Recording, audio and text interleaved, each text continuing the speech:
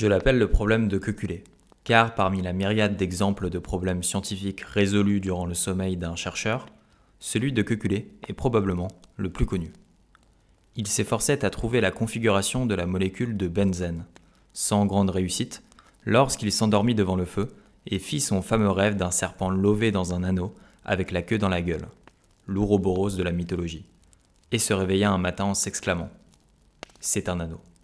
La molécule a la forme d'un anneau. Ok. Le problème, bien sûr, pas celui de Kekulé, mais le nôtre, est le suivant. Puisque l'inconscient comprend parfaitement le langage, sinon il ne comprendrait pas le problème en premier lieu, pourquoi ne répond-il pas simplement à la question de Kekulé par quelque chose comme « Kekulé, c'est un foutu anneau ». Ce à quoi notre scientifique pourrait répondre « D'accord, j'ai compris, merci ». Pourquoi le serpent? Autrement dit, pourquoi l'inconscient répugne-t-il tant à nous parler? Pourquoi ces images, métaphores, photos? Pourquoi ces rêves, d'ailleurs? Un point de départ logique pourrait être de définir en premier lieu ce qu'est l'inconscient. Pour ce faire, nous devons laisser de côté le jargon de la psychologie moderne et revenir à la biologie. Avant toute autre chose, l'inconscient est un système biologique. Pour le dire le plus brièvement possible, et le plus précisément possible, l'inconscient est une machine permettant de faire fonctionner un animal. Tous les animaux ont un inconscient. S'ils n'en avaient pas, ça serait des plantes. Nous pouvons parfois attribuer à nos inconscients des tâches qu'ils n'accomplissent pas réellement. Les systèmes, à un certain niveau de nécessité, peuvent avoir besoin de leur propre mécanisme de gouvernance. La respiration, par exemple, n'est pas contrôlée par l'inconscient, mais par le pont et la moelle allongée, deux systèmes situés dans le tronc cérébral. Sauf bien sûr dans le cas des cétacés, qui doivent respirer lorsqu'ils reprennent l'air.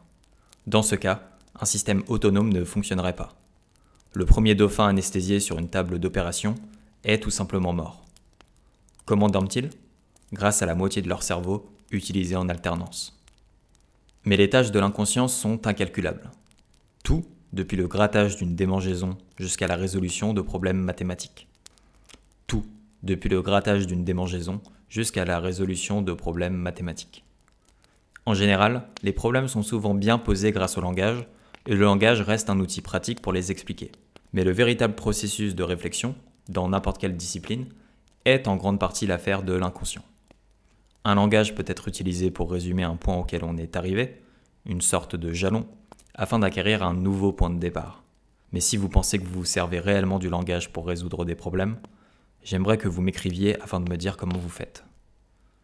J'ai fait remarquer à certains de mes amis mathématiciens que l'inconscient semble être meilleur qu'eux en mathématiques. Mon ami Georges Zweig appelle cela le night shift. Gardez à l'esprit que l'inconscient ne dispose ni de crayon, ni de bloc-notes, et encore moins de gomme. C'est incontestable qu'il est capable de résoudre des problèmes mathématiques. Comment fait-il? Lorsque j'ai suggéré à mes amis qu'il était possible de le faire sans utiliser de chiffres, la plupart d'entre eux ont pensé, au bout d'un moment, que c'était une possibilité. Comment? Nous ne savons pas. Tout comme nous ne savons pas comment nous arrivons à parler. Si je vous parle, je peux difficilement rédiger en même temps les phrases qui doivent suivre ce que je dis maintenant. Je suis totalement occupé à vous parler.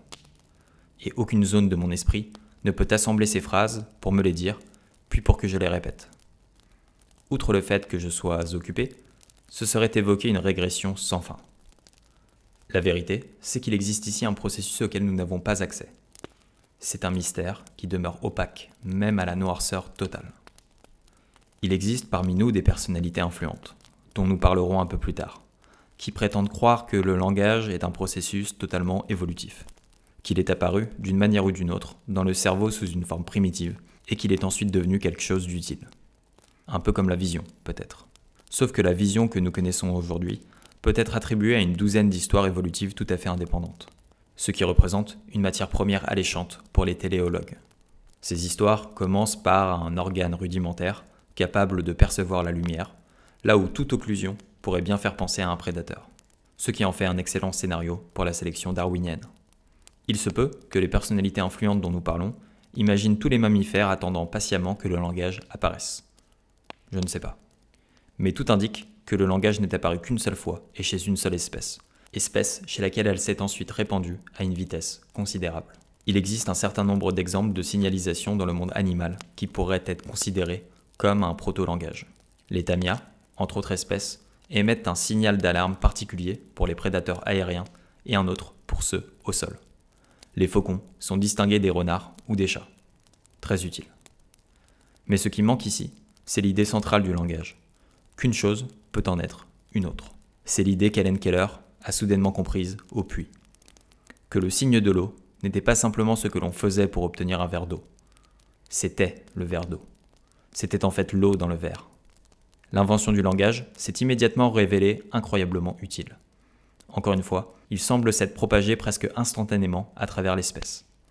Le problème qui est apparu immédiatement fut qu'il y avait plus de choses à nommer que de sons avec lesquels les nommer. Le langage semble être originaire du sud-ouest de l'Afrique, et il se pourrait même que les clics dans les langues khoisan soient un vestige atavique qui répond au besoin d'émettre une plus grande variété de sons. Les problèmes vocaux ont finalement été traités de manière évolutive, et apparemment dans un délai assez court, grâce à notre gorge qui nous a permis de fabriquer du langage. Il s'avère que ça n'est pas sans coût. Notre larynx s'est déplacé vers notre gorge, aussi nous sommes devenus très vulnérables à l'étouffement par notre nourriture, une cause de décès assez courante. Cette évolution physique a également fait de nous l'unique mammifère incapable d'avaler et de vocaliser en même temps. Le type d'isolement géographique, qui nous a donné des grandes et des petites tailles, des peaux claires et des peaux sombres, ainsi que d'autres variations de notre espèce, ne nous a été d'aucune protection contre le développement du langage. Le langage a traversé les montagnes et les océans comme s'il n'existait pas. Est-ce que cela répondait à un besoin ? Non. Les 5000 autres mammifères parmi nous s'en sortent très bien sans cela. Mais était-ce utile ? Oh que oui. Nous pourrions en outre souligner qu'à son arrivée, le langage n'avait nulle part où aller. Le cerveau ne s'y attendait pas et n'avait pas prévu son arrivée. Le langage a simplement envahi les zones du cerveau les moins dédiées. Un jour, j'ai suggéré lors d'une conversation au Santa Fe Institute que le langage avait agi comme une invasion parasitaire. Et David Krakauer, notre président, a déclaré que la même idée lui était venue. Ce qui m'a beaucoup plu, car David est très intelligent. Cela ne veut évidemment pas dire que le cerveau humain n'était pas structuré pour recevoir le langage. Où irait-il autrement ? Au moins, nous avons la preuve de l'histoire. La différence entre l'histoire d'un virus et celle du langage réside dans le fait que le virus est arrivé par la sélection darwinienne, ce qui n'est pas le cas pour le langage. Il n'y a pas de sélection à l'œuvre dans l'évolution du langage, parce que le langage n'est pas un système biologique, et qu'il n'en existe qu'un. La langue d'origine à partir de laquelle toutes les autres langues ont évolué. La manière avec laquelle l'inconscient accomplit son travail n'est pas tant mal comprise qu'elle n'est pas du tout comprise. C'est un domaine largement ignoré par les études sur l'intelligence artificielle, qui semble principalement consacré à l'analytique et à la question de savoir si le cerveau est une sorte d'ordinateur. On a décidé que ça n'est pas le cas, sauf que ça n'est pas tout à fait vrai. Parmi les caractéristiques connues de l'inconscient, sa persistance compte parmi les plus remarquables. Tout le monde est familier des rêves répétitifs. Dans ces rêves, on peut très bien s'imaginer que l'inconscient est constitué de plusieurs voix. On pourrait imaginer ces différentes voix discuter en parlant de nous. Il ne comprend rien, hein ? Non, c'est difficile de lui faire piger. Qu'est-ce que tu veux faire ? Je ne sais pas. Tu veux qu'on utilise sa mère pour qu'il comprenne ? Sa mère est morte. Et alors, quelle est la différence ? Qu'est-ce qui est en jeu ici ? Et comment l'inconscient arrive-t-il à savoir que nous ne comprenons pas ? Qu'est-ce que l'inconscient ignore ? Il est difficile d'échapper à la conclusion que l'inconscient travaille sous une contrainte morale afin de nous éduquer. L'évolution du langage commencerait par le nom des choses. Ensuite viendraient les descriptions de ces choses et les descriptions de ce qu'elles font. L'évolution des langues vers leur forme actuelle, leur syntaxe et leur grammaire présente une universalité qui suggère une règle commune. La règle est que les langues ont suivi leurs propres exigences. La règle est qu'elles sont chargées de décrire le monde. Il n'y a rien d'autre à décrire. Tout va très vite. Il n'y a pas de langue dont la forme est en cours de développement, et elles disposent toutes de formes communes. Nous ne savons pas ce qu'est l'inconscient, ni où il se trouve, ni comment il est arrivé là. Des études récentes sur le cerveau des animaux, montrant des cervelets surdimensionnés chez certaines espèces très intelligentes, sont suggestives. L'idée que les faits concernant le monde sont en eux-mêmes capables de façonner le cerveau est de plus en plus acceptée. L'inconscient ne reçoit-il ces faits que de nous, ou a-t-il le même accès que nous à notre sensorium ? À un moment donné, l'esprit doit donner une forme grammaticale aux faits et les convertir en récits. La plupart des faits concernant le monde ne viennent pas à nous sous une forme narrative. C'est à nous de les convertir ainsi. Alors, qu'est-ce que nous sommes en train de dire? Qu'une nuit, un penseur inconnu s'est assis dans sa grotte et s'est exclamé « Waouh! Une chose peut être une autre chose. » Oui, bien sûr que c'est ce que nous disons. Sauf qu'il ne l'a pas dit, parce qu'il n'y avait pas de langage pour le dire. Pour le moment, il a dû se contenter de le penser. Et quand cela s'est-il passé? Nos personnalités influentes prétendent n'en avoir aucune idée. Bien sûr, elles ne pensent pas que cela ait réellement eu lieu. Mais mis à part cela, quand est-ce que ça a eu lieu? 100 000 ans? Un demi-million d'années? Plus longtemps? En fait, 100 000 ans est une assez bonne estimation. C'est l'âge des plus anciens graphismes connus, découverts dans la grotte de Blombos, en Afrique du Sud. Ces griffures semblent bien coïncider avec le réveil de notre homme dans sa grotte. S'il est à peu près certain que l'art ait précédé le langage, il ne l'a probablement pas précédé de beaucoup. Certaines personnalités influentes ont même affirmé que le langage pouvait dater d'1 million d'années. Ces personnalités n'ont pas expliqué ce que nous en avons fait pendant tout ce temps. Ce que nous savons, sans aucun doute, c'est qu'une fois que vous avez le langage, tout le reste s'enchaîne assez rapidement. Le simple fait de comprendre qu'une chose peut en être une autre est à l'origine de tout ce que nous faisons. De l'utilisation de cailloux colorés pour l'échange de chèvres, à l'art et aux langues, en passant par l'utilisation de marques symboliques pour représenter des parties du monde trop petites pour être vues. 100 000 ans, c'est à peu près un battement de cils. Pas 2 millions d'années. C'est, en gros, la durée pendant laquelle notre inconscient a organisé et dirigé nos vies. Et vous aurez noté, sans se servir du langage. Du moins, à l'exception de ce récent battement de cils. Comment l'inconscient nous dit-il où et quand faire quelque chose? Nous ne le savons pas. Nous savons simplement qu'il est doué pour cela. Mais le fait que l'inconscient préfère éviter presque complètement les instructions verbales, même lorsqu'elles semblent très utiles, suggère assez fortement qu'il n'aime pas beaucoup le langage et même qu'il ne lui ait pas fait confiance. Et pourquoi cela? Pourquoi pas pour la bonne et simple raison qu'il s'en est très bien passé pendant quelques millions d'années. Outre sa grande ancienneté, le mode de présentation de l'image et de l'histoire, privilégié par l'inconscient, est attrayant parce qu'il est utile. On peut se rappeler d'une image dans son intégralité, ce qui n'est pas le cas d'un essai. Sauf si l'on est atteint du syndrome d'Asperger. Dans ce cas, les souvenirs, bien que corrects, souffrent de leur propre littéralité.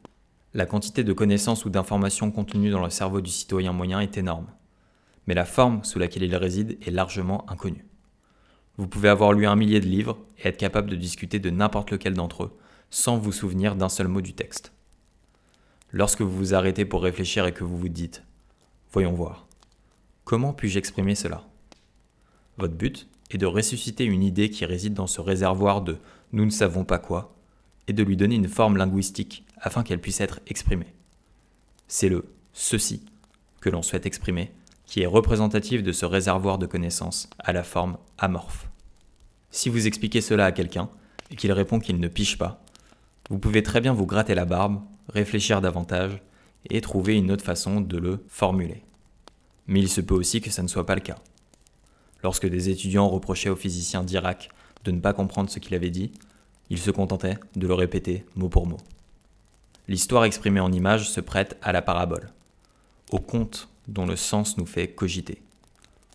L'inconscient se préoccupe des règles, mais ces règles nécessitent votre coopération. L'inconscient veut vous servir de guide dans votre vie en général, et même si les chemins qu'il vous suggère d'emprunter peuvent être multiples, aucun de ces chemins n'inclut le franchissement d'une falaise. Nous pouvons voir cela dans les rêves. Ces rêves inquiétants qui nous tirent du sommeil sont purement graphiques. Personne ne parle.